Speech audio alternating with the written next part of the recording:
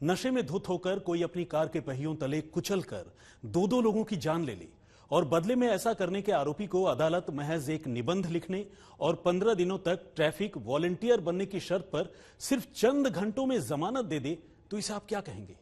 पुणे की सड़कों पर 170 किलोमीटर प्रति घंटे की रफ्तार से तकरीबन 3 करोड़ की पोर्शु कार दौड़ाकर 2 लोगों की जिंदगी छीनने वाले नाबालिग रईसजादे की कहानी कुछ ऐसी है। वो कहानी जिसने जुवेनाइल जस्टिस एक्ट को लेकर लोगों को नए सिरे से सोचने पर मजबूर कर दिया है।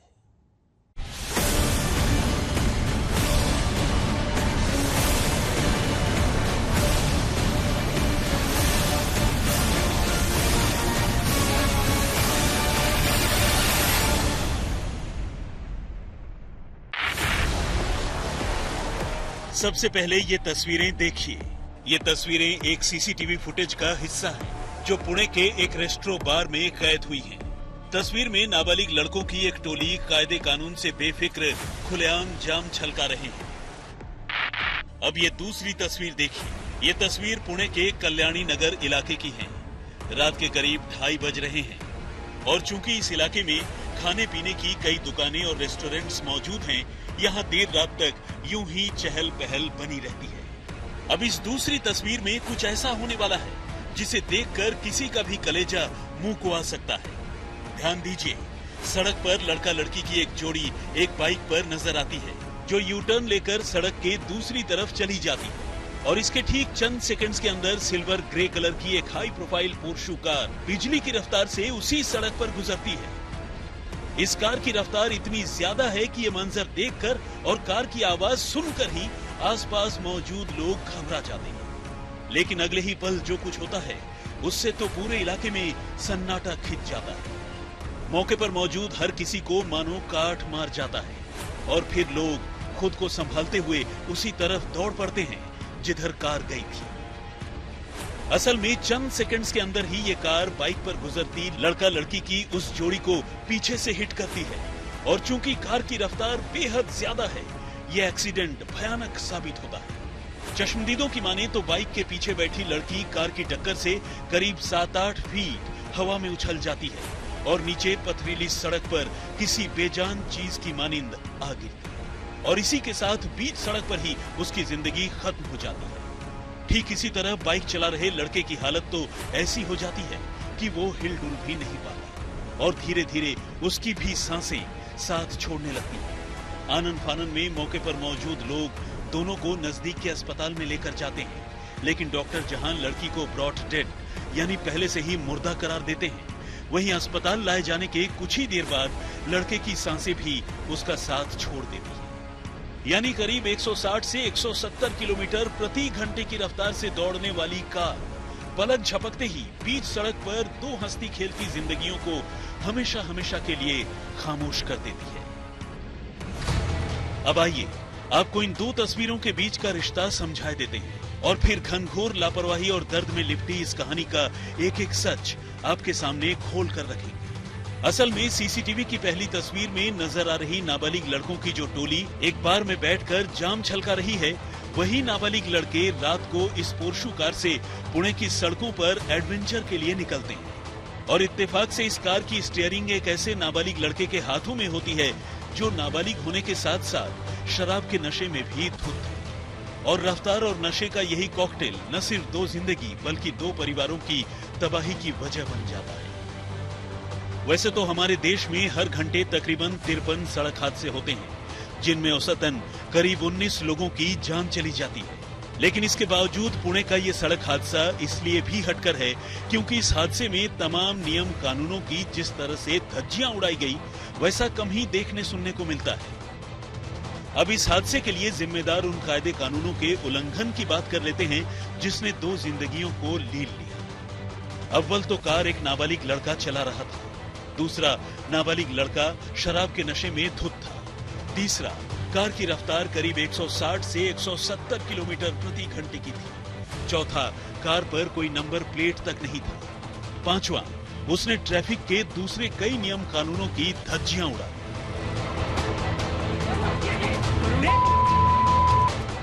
ऐसे में इस हादसे के बाद मौके पर मौजूद लोगों का पारा हाई हो जाना लाजमी था।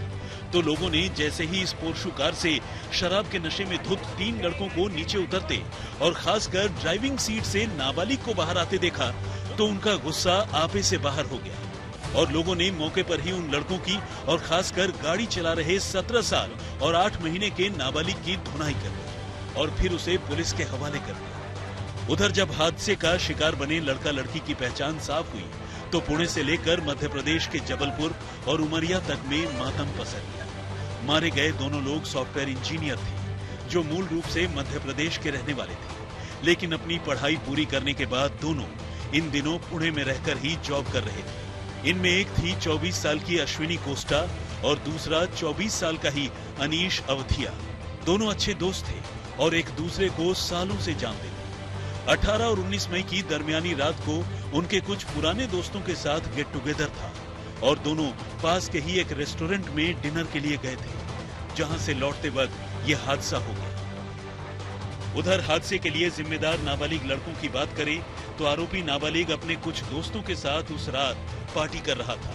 वो पहले एक बार में गए जहां उन्होंने जमकर शराब पी। ये लड़के वहां रात करीब 12 बजे तक रुके और फिर वहां से निकलकर एक दूसरे बार में चले गए जहां फिर से पीने पिलाने का दौर चलता रहा और वहां से रात के करीब 2:30 बजे ये लड़के इस पोर्शु कार से जॉय राइड के लिए निकले, लेकिन जॉय राइड की जरूरत से ज्यादा रफ्तार ही हादसे की वजह बन गई। नाबालिग ने नशे में धुत होकर 2 इंजीनियरों को ऐसे उड़ा दिया कि दोनों की जिंदगी ही खत्म हो गई। यही वो पोर्श कार है जिससे नाबालिग लड़के ने, एक बिल्डर के लड़के ने उस कपल को उड़ा दिया।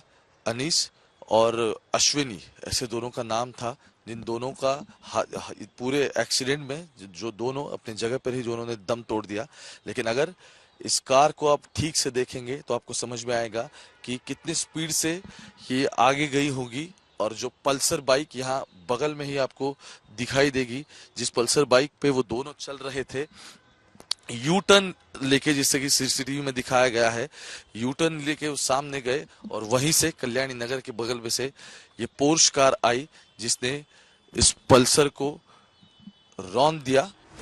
हादसे के बाद ही पुलिस ने कार चला रहे नाबालिग और उसके दोस्तों को काबू कर लिया था, लेकिन चूंकि मामला रोड एक्सीडेंट का था और उसकी उम्र 18 साल से कम थी, उसे जुवेनाइल जस्टिस बोर्ड के सामने पेश किया गया, जहां उसे कुछ शर्तों के साथ महज 15 घंटे में ही जमानत मिल गई। इन शर्तों में उसे सड़क हादसों पर एक निबंध लिखने को कहा गया और 15 दिनों तक एक ट्रैफिक वॉलंटियर के तौर पर ट्रैफिक पुलिस के साथ पुणे की सड़कों पर ट्रैफिक संभालने का काम सौंपा गया। हालांकि इतने भयानक हादसे के लिए जिम्मेदार एक लड़के की चट गिरफ्तारी और फट जमानत की इस प्रक्रिया ने लोगों को गुस्से से भर दिया और इसे लेकर पुणे पुलिस की कार्यशैली पर ही सवाल उठाए जाने लगे।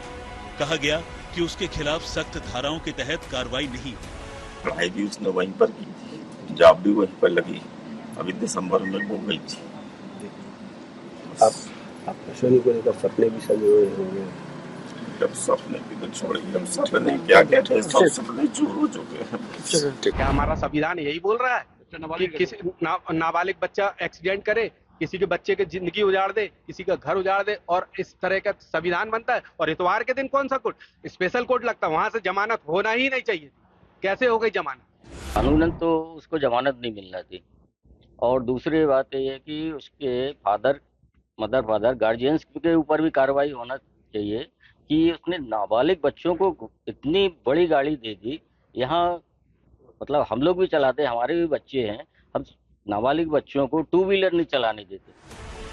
हालांकि पुणे पुलिस का कहना है कि आरोपी लड़के के खिलाफ आईपीसी की धारा 304 यानी गैर इरादतन हत्या, 304A लापरवाही से कोई ऐसा काम करना जिससे किसी की जान चली जाए, 337 लापरवाही से किसी को चोट पहुंचाना, 338 अपने उतावलेपन के चलते किसी की जिंदगी खतरे में डालना, 427 किसी को परेशान करना और नुकसान पहुंचाना, 279 सार्वजनिक जगह पर तेज और लापरवाही से गाड़ी चलाना और मोटर व्हीकल एक्ट की धारा 184 यानी खतरनाक तरीके से गाड़ी चलाना और 119/177 ट्रैफिक नियमों का उल्लंघन करना जैसे आरोपों के तहत केस दर्ज किया गया है। जबकि अपने नाबालिग बेटे को गाड़ी देने के जुर्म में आरोपी लड़के के पिता विशाल अग्रवाल के खिलाफ मोटर व्हीकल एक्ट की धारा 3, 5, 77, 75 और 199A के तहत केस दर्ज किया गया है। और इसी तरह नाबालिग लड़कों को शराब परोसने के जुर्म में 2 रेस्ट्रो बार के मालिकों के खिलाफ भी कार्रवाई की गई है। पुलिस ने शुरू से ही इसमें बहुत ही कड़क अप्रोच लिया था। पुलिस ने नॉन बेलेबल सेक्शन 304 आईपीसी लगाया था। इसमें जुवेनाइल जस्टिस एक्ट के तहत आरोपियों के फादर और पब संचालकों के विरुद्ध गुना दाखिल किया था। सभी 5 आरोपियों को अरेस्ट किया गया है। कोर्ट ने जो बेल दिया था उसके विरुद्ध हमने अपील किया है। उसकी सुनवाई आज शायद होगी और एक्यूज्ड को जुवेनाइल को रिमांड होम में भेजा जाएगा और उसको एडल्ट की तौर पे ट्रीट करने की परमिशन दी जाएगी। ऐसा हमें अपेक्षा है, विश्वास है और हम सभी प्रकार के जुडिशियल रेमेडीज इसमें एक्सप्लोर कर रहे हैं। शुरू से ही इस केस में कड़क भूमिका थी। लीगल मार्ग पे हम चल रहे हैं और उसी मार्ग पे हम आगे भी चलते रहेंगे। लोगों के गुस्से को देखते हुए हरकत में आई पुलिस ने अब नाबालिग आरोपी के बिल्डर पिता विशाल अग्रवाल को गिरफ्तार कर लिया है, जिस पर अपने बेटे को कार की चाबी देने का इल्जाम है। पुलिस ने विशाल अग्रवाल को संभाजी नगर से पकड़ा है, लेकिन उसकी गिरफ्तारी के पीछे एक और कहानी सामने आई है। पुलिस सूत्रों की माने तो पुलिस से बचने के लिए उसने अपनी 2 और कारों को अपने ड्राइवरों के साथ मुंबई और गोवा के लिए रवाना कर दिया था, ताकि उसकी लोकेशन को लेकर कंफ्यूजन पैदा हो जाए। लेकिन पुलिस ने सीसीटीवी फुटेज और दूसरे इनपुट के सहारे उसे संभाजी नगर से ट्रैक कर लिया। ओंकार बाबले, पुणे, आज तक। और रफ्तार के कॉकटेल में 2 लोगों की जान लेने वाले नाबालिग का जुर्म साबित होने पर आखिर उसे कितनी सजा हो सकती है?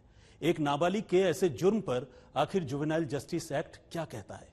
किसी नाबालिग के ऐसे जुर्म पर क्या उसके माता पिता के खिलाफ कार्रवाई हो सकती है? अगर हां, तो कितनी और कैसी? जब आप इन सवालों के जवाब जानेंगे तो हैरान हो जाएंगे।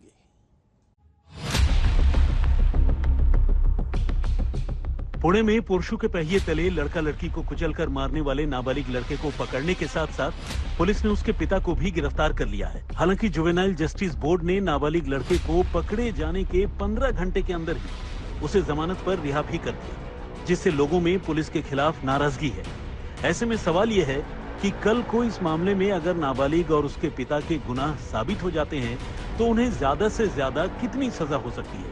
तो आइए सबसे पहले सुप्रीम कोर्ट के वकील की जुबानी आपको इन सवालों के जवाब सुनवाते हैं। देखिए, पुणे एक्सीडेंट मामले में जिस जुवेनाइल द्वारा ये क्राइम हुआ, उस मामले में पूरे देश में विरोध हो रहा है। जो ऑनरेबल जज ने जो बेल का ऑर्डर दिया, उस ऑर्डर का बहुत पुरजोर विरोध हो रहा है।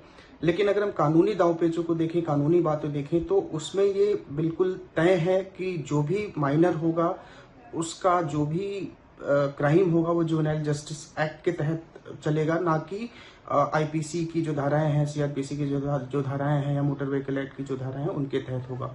तो इसी को ध्यान में रखते हुए जुवेनाइल जस्टिस एक्ट की जो सेक्शन 15 है, उसको ध्यान में रखते हुए ऑनरेबल जज ने उनको जमानत दी और जो कम्युनिटी सर्विस करने के लिए कहा वो कहा, क्योंकि सेक्शन 15 इसकी बात करता है। अब रही बात कि मैक्सिमम पनिशमेंट इसमें क्या दी जा सकती है, तो जो पेरेंट्स को जो उनको गिरफ्तार किया गया, जो section 199A motor vehicle act कहता है कि इसमें ये प्रिज्यूम किया जाएगा कि अगर कोई नाबालिग गाड़ी चलाते हुए पाया जाता है तो ये प्रिज्यूम किया जाएगा कि वो उसमें माता पिता की स्वीकृति थी। अगर उससे कोई अपराध होता है तो उसके लिए उनके माँ बाप को ही अपराधी माना जाएगा और उसमें मैक्सिमम 3 साल तक की सजा है। तो अगर उनके पिता को गिरफ्तार किया गया, अगर उन पे ये अपराध बनता है तो लगभग 3 साल तक की उनको सजा होगी। यानी इस मामले में जुर्म साबित होने पर लड़के के पिता को 3 साल तक की सजा हो सकती है। लेकिन सवाल उठता है कि जिस नाबालिग ने 2 लोगों को कुचलकर मार डाला, उसका क्या होगा? तो आइए इसका जवाब भी जान लेते हैं। जिस जुवेनाइल ने ये क्राइम किया है जुवेनाइल जस्टिस एक्ट के तहत, हालांकि कुछ प्रोविजंस हैं जिसमें अगर ये कहा जाता है कि अगर किसी जुवेनाइल ने हीनियस क्राइम किया है तो उसको जुवेनाइल जस्टिस एक्ट के तहत नहीं, बल्कि जो आईपीसी सीआरपीसी उनके तहत किया जाएगा। लेकिन मोटर व्हीकल एक्ट में अगर हम देखेंगे तो जो नॉर्मल लोग भी क्राइम करते हैं उनको भी सजा नहीं हो पाती है, जिसमें मैक्सिमम पनिशमेंट 2 साल तक की है, जो 304A है। ऐसा सुनने में आया कि सेक्शन 304 भी लगाया गया है, लेकिन मुझे नहीं लगता कि 304 सस्टेनेबल होगा। आगे जाके जब चार्ज फ्रेम के स्टेज पे आएगा तो हो सकता है 304 को ड्रॉप कर दिया जाए। 304A में मैक्सिमम पनिशमेंट 2 साल की है। यानी चूंकि ये मामला रोड एक्सीडेंट का है जो किसी गंभीर अपराध की श्रेणी में नहीं आता है, तो फिर इस मामले में नाबालिग को कोई कड़ी सजा होगी, इसकी उम्मीद भी न के बराबर है। प्रिवेश पांडे के साथ आज तक ब्यूरो। तो वारदात में फिलहाल इतना ही, लेकिन देश और दुनिया की तमाम बाकी खबरों के लिए आप देखते रहिए आज तक।